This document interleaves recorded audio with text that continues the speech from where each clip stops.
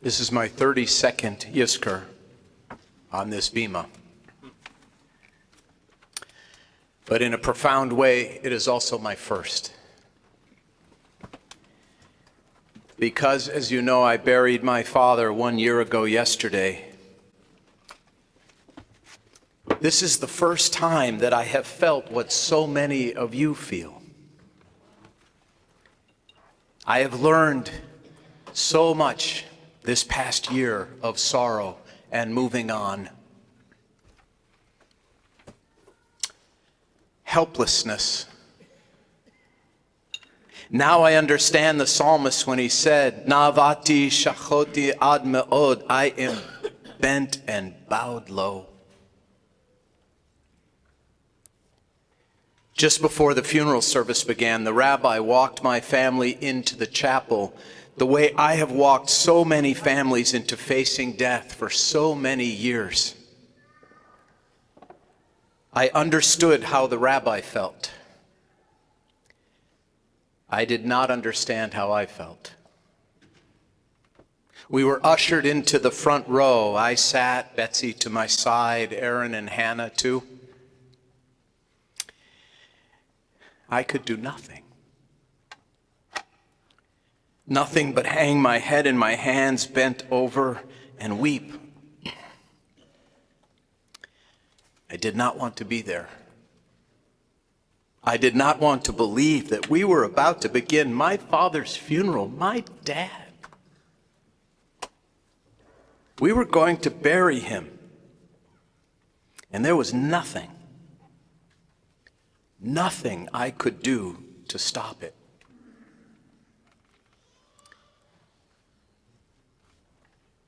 He did not look like himself in the casket, but maybe he did. We put suits and ties or dresses on the dead. We put makeup on the dead, all to make them look less dead. And I wanted him to be less dead, but he would never, ever be less dead, only more dead. The rabbi uttered his first words, but I could not look up. My head on my knees, I was, as the Bible puts it, brought low. Only then did I understand how each of you felt at that very moment when I was with you to bury your loved ones. Surreal. Empty. I was there, but not. And there was nothing I could do. We tore our black ribbons and said the words, Baruch Dayan Ha'emet. Blessed is the righteous judge, the starkest of admissions that the time of death is not ours to decide. It really is in God's hands. Life ends, and we cannot change that. Not with love, not with strength, not with science, not with faith, not with anything. Death wins, always. And if that person you loved so deeply is mortal, then you too shall someday surely die. We really are only human. To be at peace with our helplessness, and I am not yet, is the most terrible and liberating of lessons.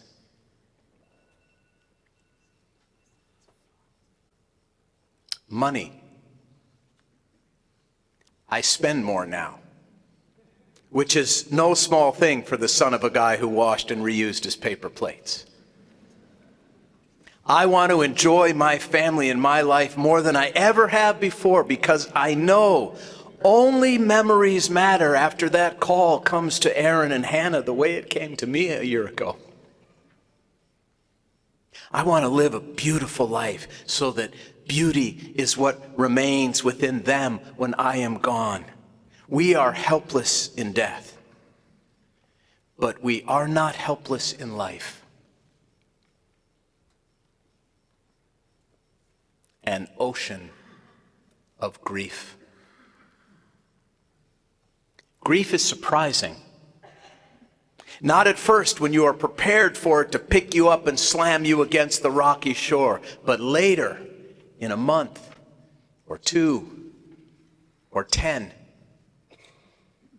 I am fine.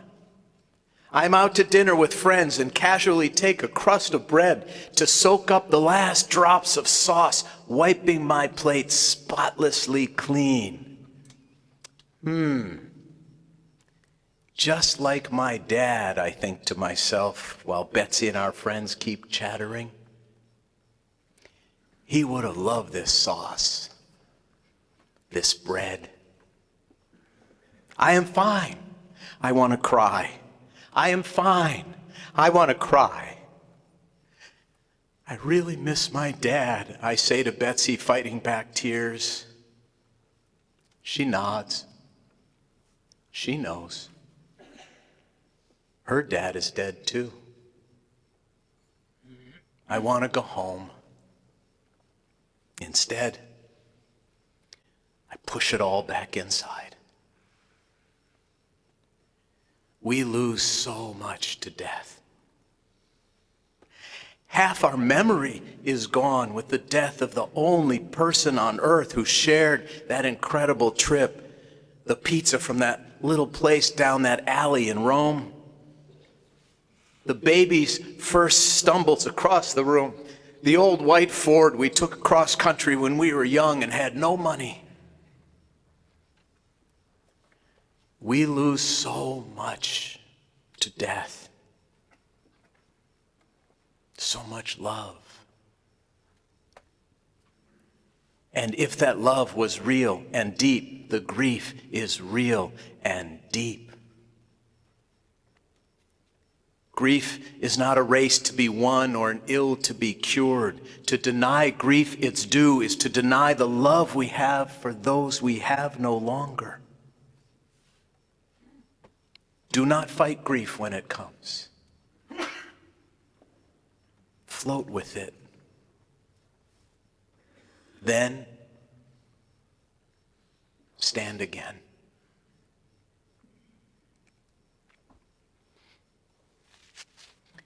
Wanting people to know and not wanting them to know. Once I removed that torn black ribbon, you could not tell by looking at me. You still cannot tell by looking at me. Sometimes I wish you could. I wish you could know when I'm missing my dad.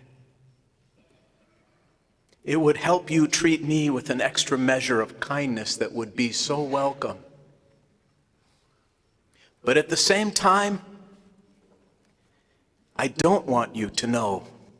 I don't want you to know that sometimes, because grief knows no boundaries, when I am with you, I am really with my dad, far away, far within myself. We who mourn, we walk in a fog sometimes.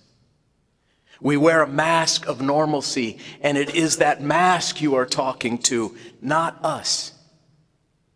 We are sometimes elsewhere because of our grief. That is the truth we want you to know, and the truth we also hide. Prayer. Prayer helps. The rabbis knew what they were doing when they commanded us to say the mourner's Kaddish every day for 11 months. I said it every morning for my dad, and then spent a moment looking at one of my favorite pictures of him, his arm around me, smiling. The picture was taken before the dementia, when he knew who I was and knew he loved me and knew I loved him, and did not know that his brain would die a slow and terrible death of which he would be mostly and so strangely unaware. Where are you, Dad? Where are you, Dad? Where are you, Dad? I wondered each time I visited him in the nursing home as he stared silently into the distance. Where are you, Dad? I wept so many times in that elevator on the way down from his floor. Shuddering, I did my best to finish and wipe my face before the doors opened into the lobby. Many days, Kaddish, those words that we are commanded to say, those words that we do not want to say, was the only thing that helped me. When we are sad and see mostly darkness within, when we are bent low, Kaddish commands us to stand up anyway, to stand up and say, Yitkadal, the Yitkadash Shemei Rabbi, magnified and sanctified may his great name be in the world that he created as he wills. As he wills. Not you. You are so sad, Steve. But now, you must stand up and affirm and remember and say out loud how glorious life is. The world pulses with life. Your Father loved life. You love life. Affirm that now. Even though you are bowed with grief, stand up and affirm the greatness and the goodness and the supreme power of God, who determined long ago that neither you nor anyone can conquer death. Therefore, strive to really live while you are alive. Yitkadal, the Yitkadash, Shemei Rabbah, magnified, great name be. Those words, that truth that must be said out loud and standing, whether I felt like it or not, whether in that moment I believed it or not. Those words rescued me so many mornings.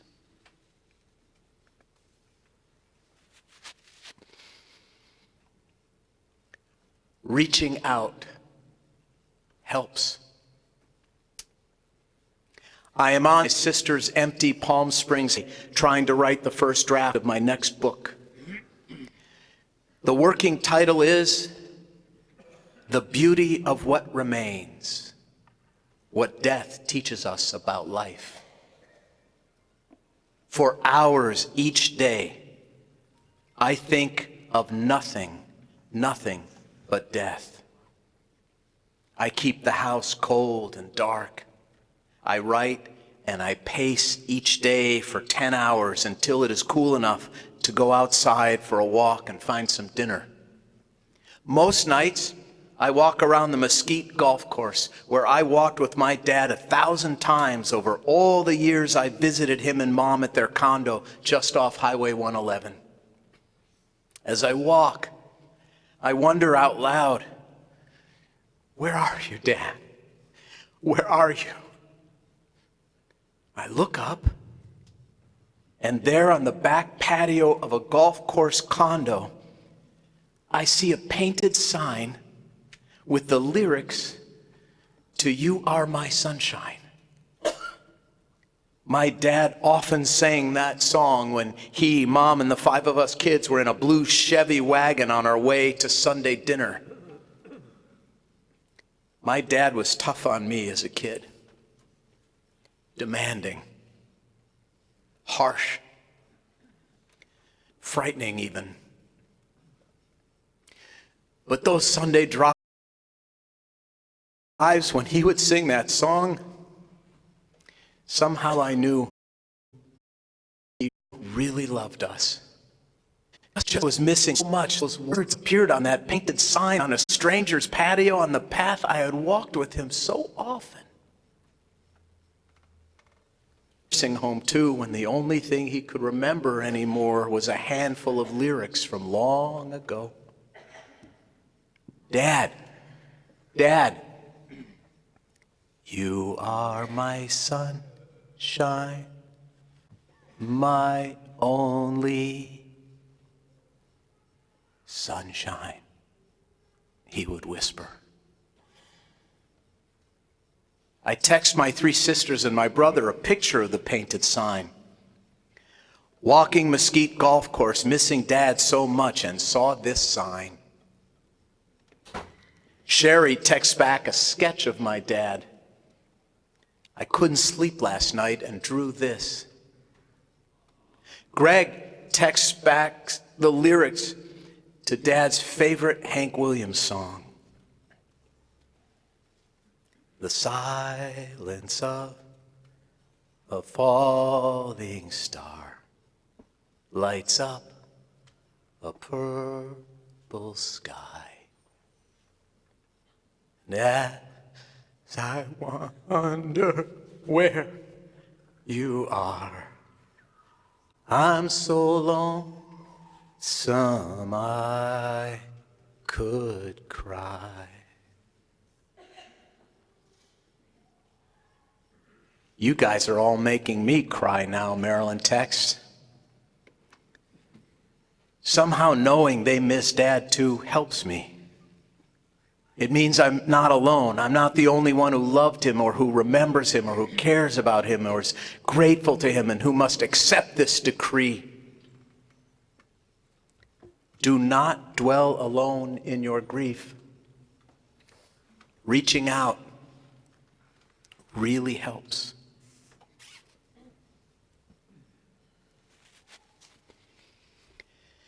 It gets better, and it doesn't. Many years ago, I read a book written by 2 women, both of whom suffered the death of a child. In it, they shared what helped and what didn't. What stuck with me was their advice that the most honest and helpful thing to say to someone whose child dies is, "It won't always hurt so much." I used to think what they meant was that eventually grief gets better, the ache diminishes. Now what I think they meant was not that it won't always hurt so much, but that it won't always hurt so often. It will always hurt this much when we miss our loved ones. I am through telling people it won't always hurt so much. Now, I merely promise that it won't always hurt so often. That is the truth. The other is a lie.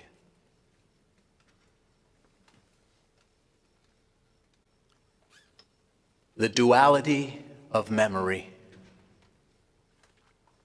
You want to remember all the time, and you want to forget. He is all you want to think about, but you don't want to think about him at all. She is all you want to talk about, but you do not want to talk about her at all because it hurts so much. In order to bring my father back to life, I merely have to remember all those simple things that he loved.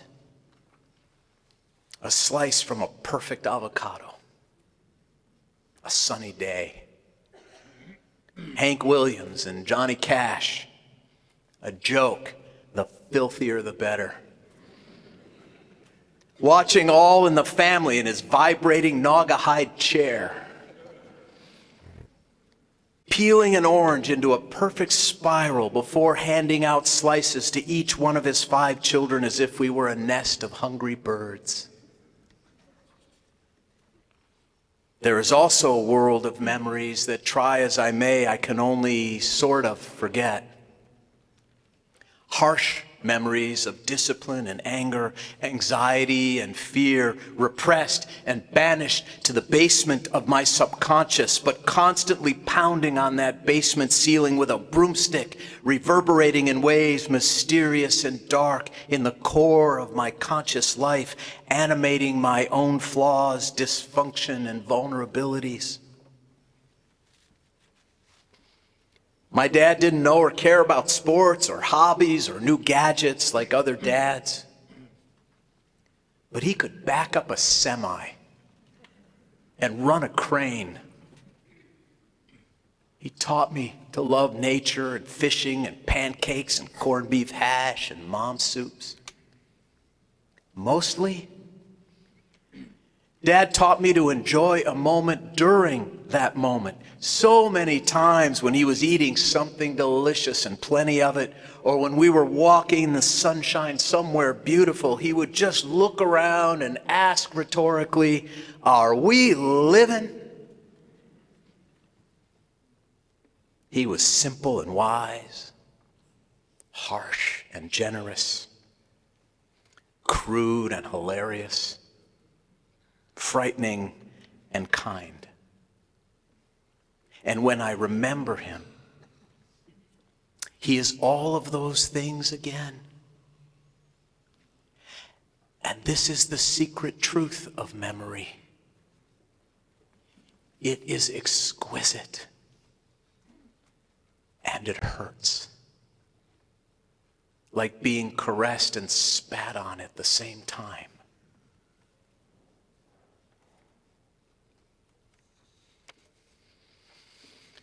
And last, the 23rd Psalm. We've all recited it at a funeral. The Lord is my shepherd, I shall not want. Now, as my year of mourning has ended, I find new meaning in one of its verses. Yea, though I walk through the valley of the shadow of death, I shall fear no evil, for you are with me. First, the poet reminds us that we can and we will walk through the dark valley that is death and grief. We do not stay in the darkness forever. With time, with Kaddish, with reaching out, with reaching in, we find a way back into the light. For what is a shadow, really, but proof of light? A shadow can only exist because of some brighter light that, although partially obscured by a mountain, a tree, or our grief, somehow nevertheless still shines. Memory is that light, illuminating and reminding me of so many things, reminding each of us who mourn of a love still present, still warm and aglow, even when skies are gray. If we remember, nothing can ever take our sunshine away. For how else can we hold on to the people we love, to the past that defines us, the offenses that wound us, or the laughter and the love that warm us? How else can we hold on to anything in a world whose centrifuge of speed and stress tries to whirl us all apart? What else can I do when I miss my dad so much? What can any of us do who grieve today? Nothing. Other than to walk that dark valley, then light a yahrzeit candle, hold it in our hands to feel its warmth, pause in its glow, and embrace this blessing, this curse, this imperfect gift, this burden, this holy vessel. Yizkor.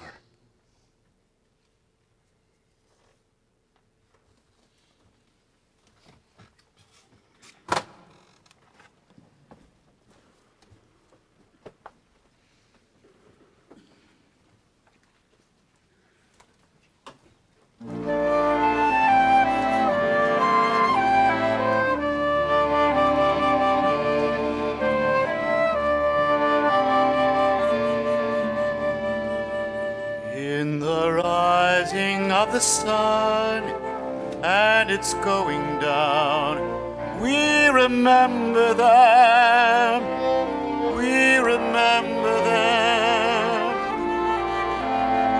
In the blowing of the wind and in the chill of winter, we will remember them, we remember them. In the opening of buds and in the rebirth of spring, we remember them. In the blueness of the sky and in the warmth of summer, we remember them.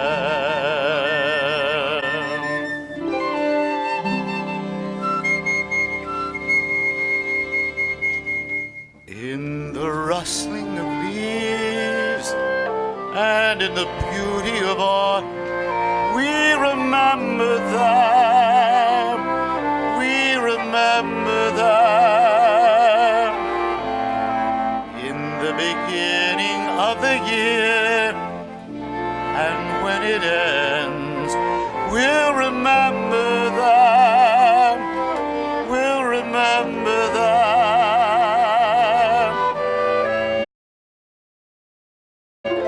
When we are weary and in need of strength, we will remember them. When we are lost and are sick at heart, we remember them.